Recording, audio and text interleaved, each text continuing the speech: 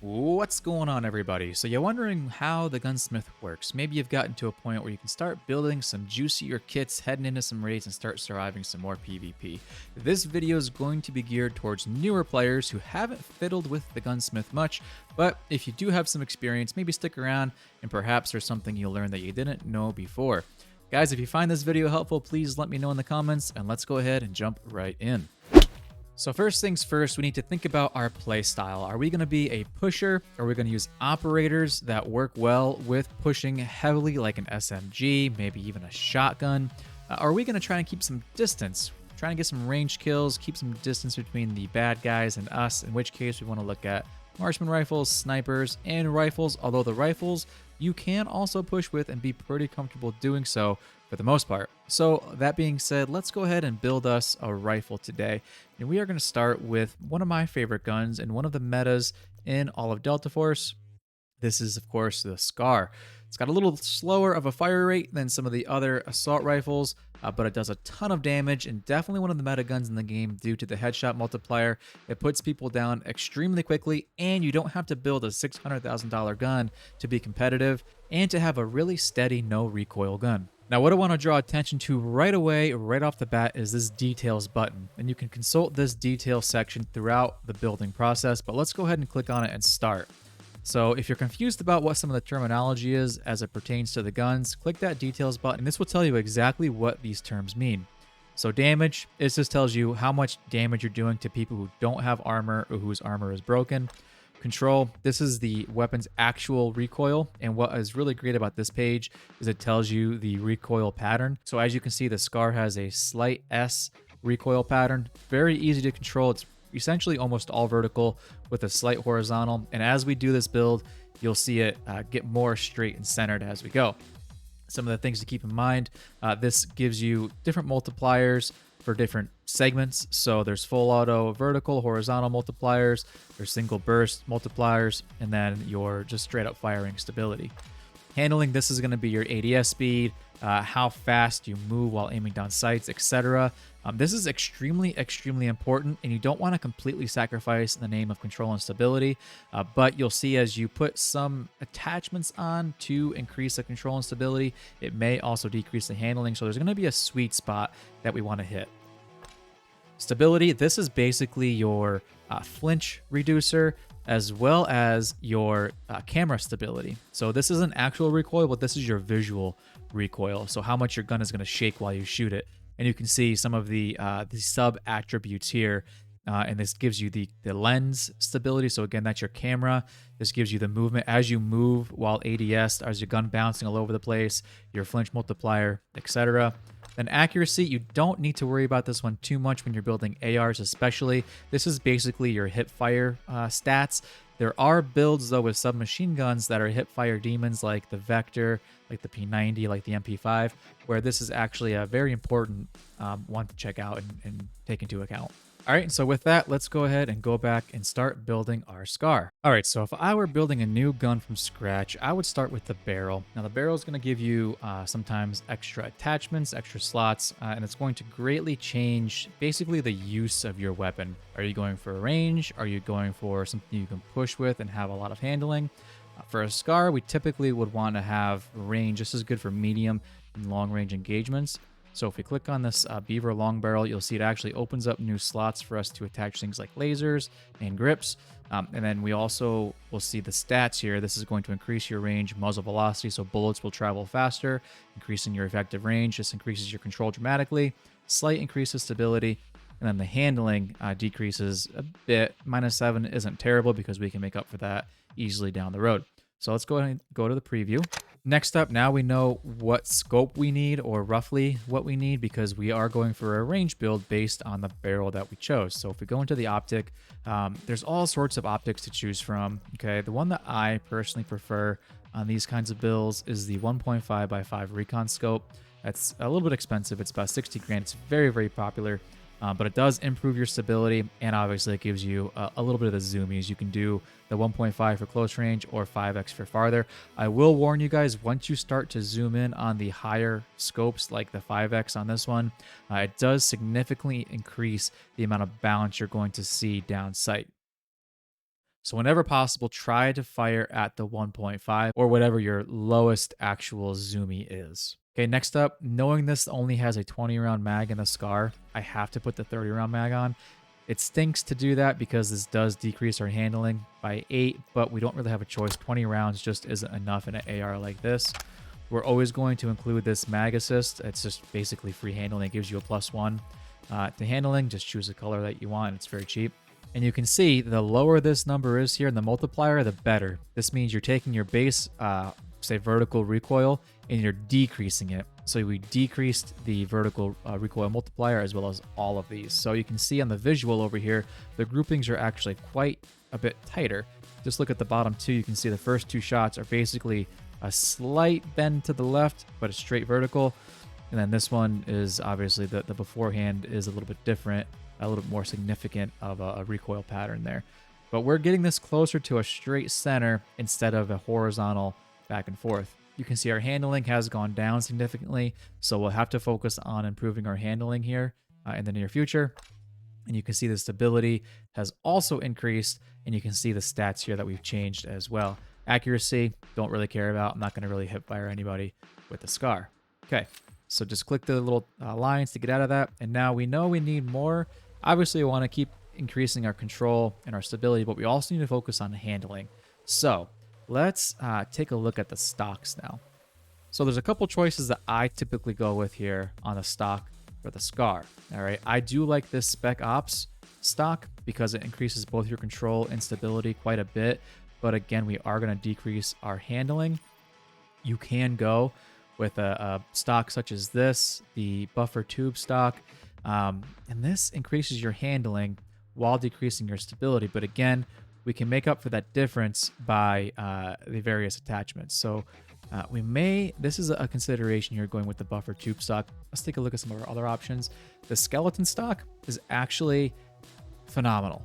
So if we look at this one, it doesn't decrease our control at all, so that's perfect. It increases our stability while also increases our handling, and we don't care about accuracy. The only negative that you get to this is to accuracy, so I think this is the one that we're going to go with. Now let's take a look at some of the attachments that we can do as far as the patches and what we can put on the rails. So I always include a laser with every single gun that I build because the laser significantly increases both your ADS as well as your aim down sight movement speed. It also increases your hip fire grouping. Not really worried about that for this build, but my preference is always to place it on the right side. I would suggest you always place it on the left or the right of your barrel and just get used to whatever one that you want, left or right, doesn't really matter, but whatever your preference is. I wouldn't put it on top because it can get in the way of the scope, which is obviously a problem. So let's go ahead. We'll just use the red laser on the right. All right.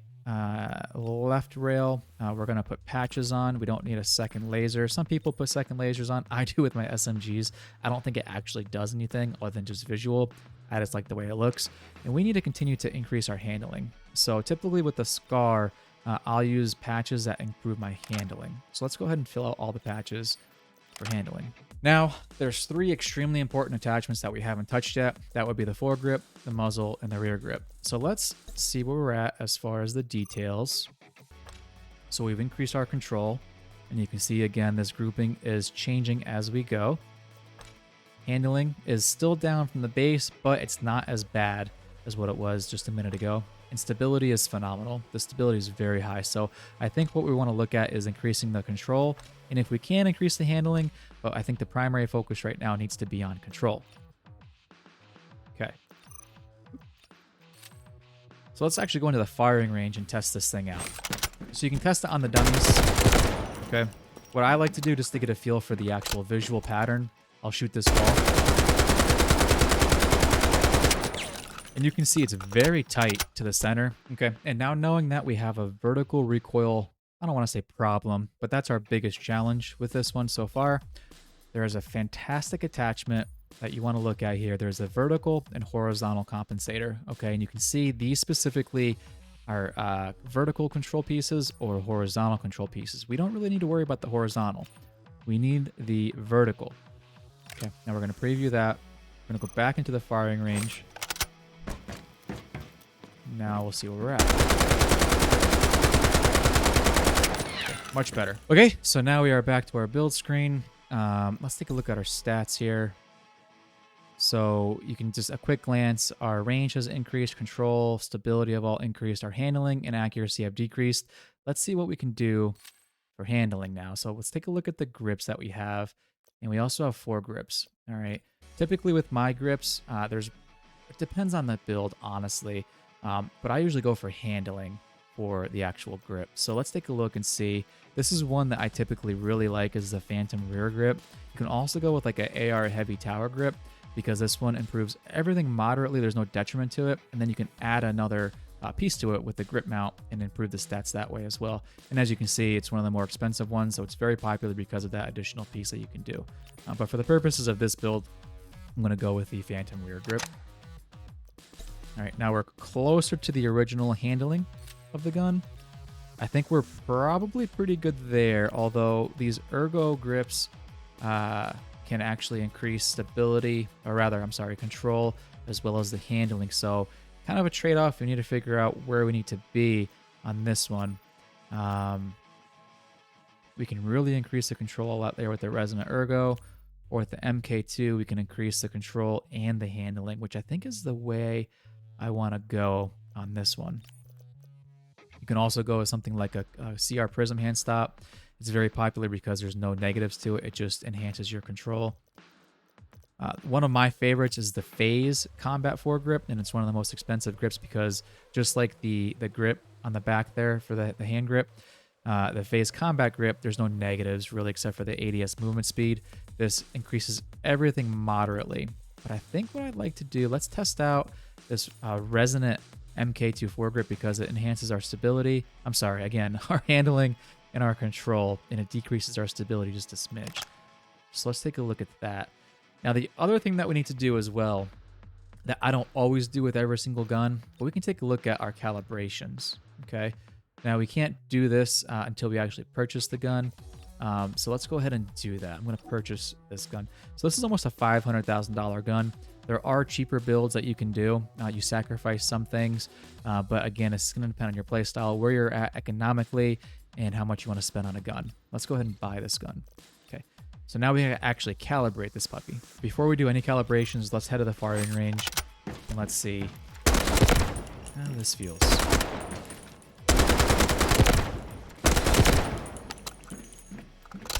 Okay. I mean, look at that pattern. You don't even have to... I'm not moving my mouse left or right. This is almost just a straight vertical. Barely a snake. Barely a snake. All right, so if we go back, keeping in mind that there's not a ton of horizontal recoil, let's see what we can do here. So we can increase the weight limit here, okay? That's going to decrease our ADS movement speed, but that's going to increase our stability tremendously. And then the length, this will decrease the muzzle velocity if we lower it, but it'll increase the ADS speed. So it just depends, again, on your playstyle, what you want to do here. But if you're trying to stay at range, you don't need tremendous ADS speed. What you need is the muzzle velocity. I prefer to push a bit more, so I'm going to actually decrease the muzzle velocity a little bit. Now, a lot of people will min-max one, so they'll go all the way over here to the right, all the way over here to the left. But again, it just depends. You have to tinker with it a bit and see what fits you the best. So for the foregrip, let's see what we can do here. So stability when moving, or ADS movement speed. The stability, again, very important, so we're going to increase that. I don't want to be totally slow with the gun. I've picked up some guns off the ground where it's like it takes 6 years to ADS, and when you're zoomed in, like you can't even move. It's like you're stuck in mud, which is, if you're just going to camp somewhere in a window, like that's fine. But if you're doing any sort of pushing, that's basically a death sentence. Okay, so I don't want to make this thing so slow that I have to sit still in a window and just hopefully somebody crosses my my scope. All right, and then this we can actually do for a little bit slower ADS speed, but some extra control. We're not going to min-max it. We're just going to try to test it here and see what it looks like when we're all done. So this one, aiming stability while breathing. I try to hold my breath whenever I shoot, so we're going to max that one out for just the base extra control. This is hip fire aim speed and stability when moving. We want the stability when moving. We're not going to hip fire this gun. stock placement. So again, we can negatively impact or positively impact our ADS speed and our firing stability. We've already taken some hits to our ADS speed, but let's see what happens if we just put this up a smidge. And then the bottom one here, this is movement speed, and this is aiming stability while breathing. Again, I don't really need the breathing. I try to hold my breath whenever I shoot. So let's increase our ADS speed just a smidge.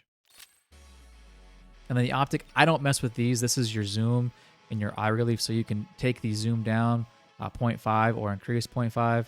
And then the eye relief, this is your distance. So this is basically your field of view on your scope. I just keep that as stock whenever I'm building guns. And let's see what this looks like. We might have just ruined this gun, but let's see. No, it's fine. That feels just fine. ADS feels fine.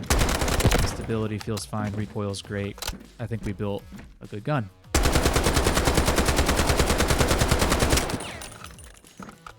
Feels good. Yeah. Okay. So now we've built our SCAR. I'll put this build code in the description. I have build codes all over my channel for the P90, the AS-FAL, the different versions of the SCAR. I actually have another SCAR build that is my primary build. It's a little bit different than this one, but you'll see in some of my other videos I have that build code listed. We also have Vector, all that stuff, Mini 14. So if you look at some of our other videos and you want some ideas for guns that you might use, go ahead and check those out. You can copy and paste that build code into your actual loadout, go to import, and then you can paste the code right here. So with that said, guys, I hope you found this video helpful. I hope maybe you've learned just a thing or two about building guns in the Gunsmith, and I wish you all nothing but success and good fortune, and I'll see you around out there.